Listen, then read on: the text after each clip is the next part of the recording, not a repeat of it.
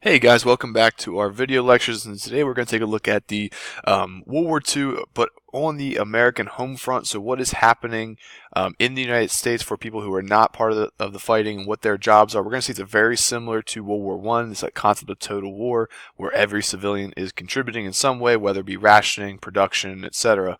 So let's go ahead and dive right in.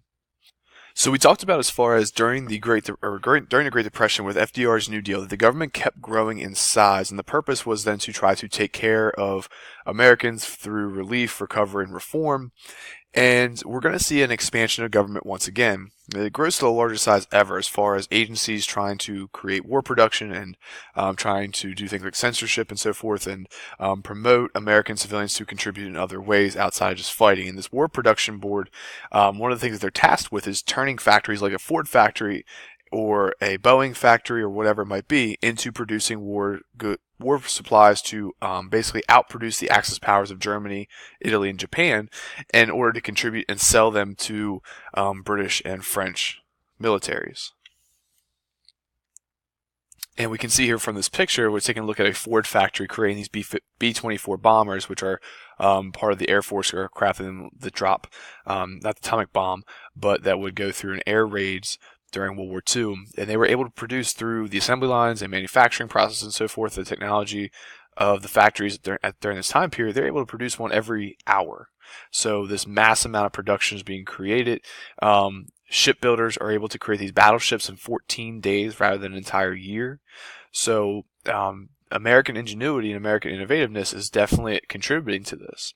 We're also going to see that during this time period, Roosevelt expands kind of the federal government's power over personal censorship and personal liberties. And we talked about this also during World War I with the Sedition Acts passed during the war with President Wilson. And we're going to see the same kind of thing here as well. And here's a graph kind of showing the amount of spending that was taking place during this time period. We can see that we spent more money than at any given point in U.S. history during this time period. And you can see here about $250 million per day was what the government was spending. So, contribute that over the course of 5 years or 4 years during the course of the war.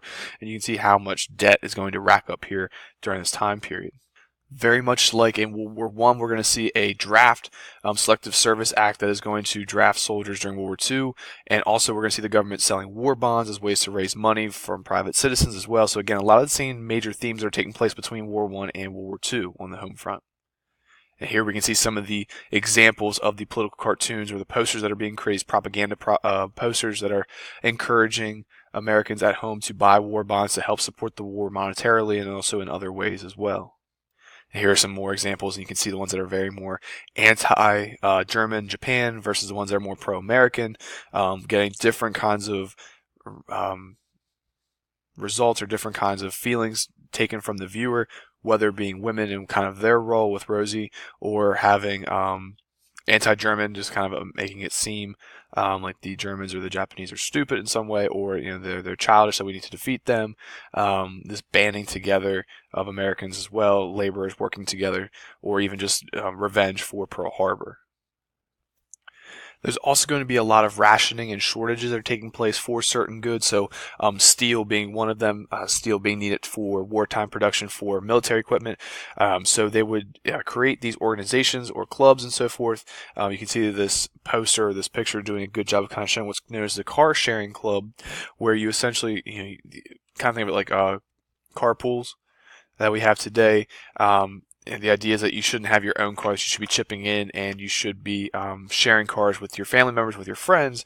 And they're using the riff that if you're riding alone, if you're selfish and drive your own car and ride around from place to place by yourself, that you're riding essentially with Hitler, that you're helping the Germans.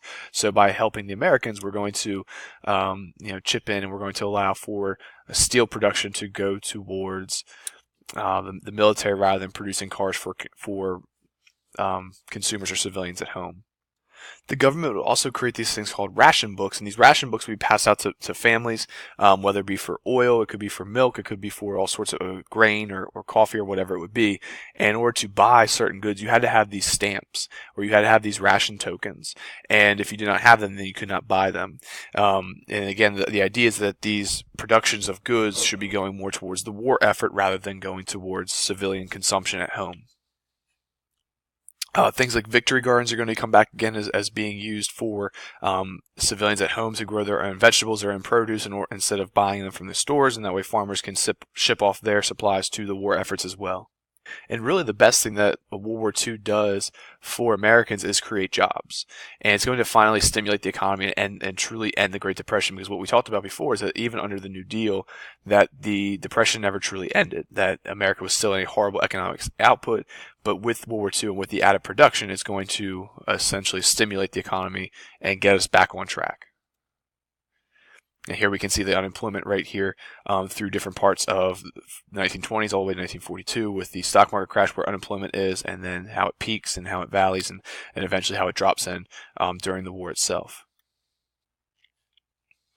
So essentially, think back to we talked about how there was a need for a draft, and going back to where we know where America gets involved in the war is after Pearl Harbor. Well, when America declares war on Japan, Germany also declares war on the United States in order to reciprocate its ally Japan. So we are now fighting a two-front war. We are now in Europe and also in Asia.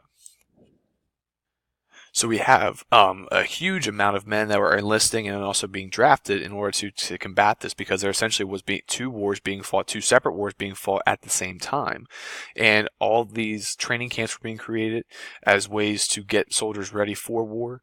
If you're very interested in this kind of topic, I would highly recommend the show Band of Brothers. It does a really good job of highlighting a regiment of soldiers going from training all the way to the war itself, and kind of depicting their experience along the way.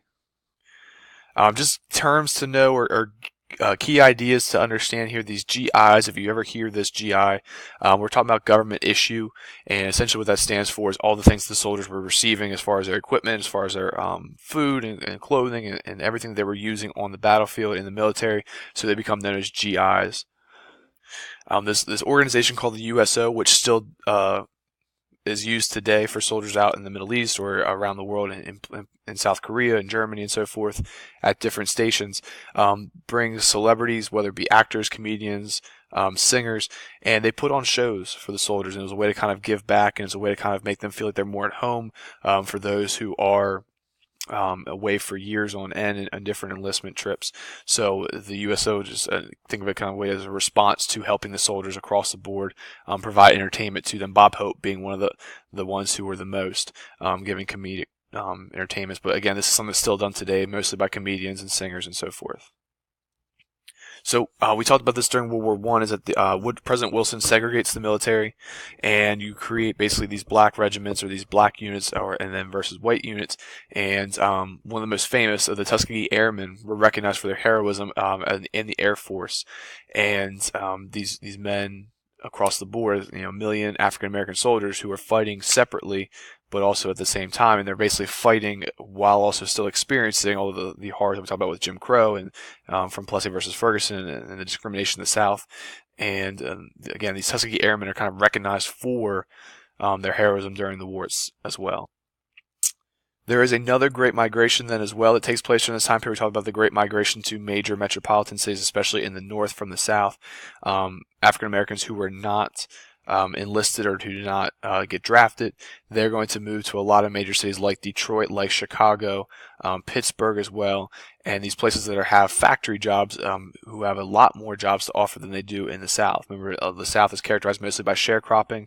However, if these people who are moving to other places in the North and also in the West Coast are having these job opportunities to them that would not typically be awarded because there's a lot of men out to war. So much like we talk about like women moving into the workforce, so are African Americans moving into the factory workforce in these major cities.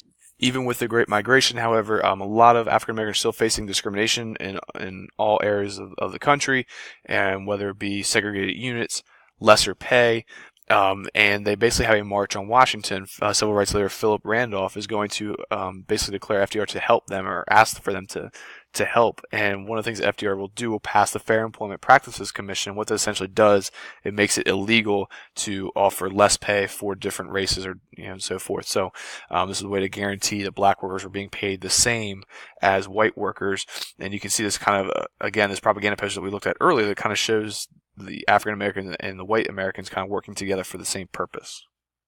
Women are also going to experience a huge increase in labor and workforce during this time period. And you can see here that it steadily rises throughout the war. About 30% of women were working, typically in factory jobs or clerical jobs they did not have in the past. A lot of times, men who would go off to war would be replaced by women who were left behind. So it gets a lot of women back into the workforce. And you can see kind of Rosie the Riveter's the famous picture here, kind of showing women coming and working in these factory jobs. Women are also going to join non-combat military units. So same thing again as we talked about during World War One. And whether it be clerical jobs, whether it be nursing jobs, whether it be helping with the Air Force with air traffic control, all of these opportunities are being afforded to women that they typically would not have been in the past. And what this actually does, it creates kind of a cause and effect that you see an increase in daycare and child delinquency and so forth, as far as because there's not somebody constantly in the house. You typically would have now families with two parents working where you have not had that in the past. Unfortunately for a lot of these women, then they're going to be, when the men come back from war, and not always to their detriment, but a lot of times women would go back home, and when they would be able to raise their families because their men are now back and they're able to kind of create that single family lifestyle they had planned for in the future. But other times women are going to be forced out of these jobs to be replaced by men who are looking for jobs.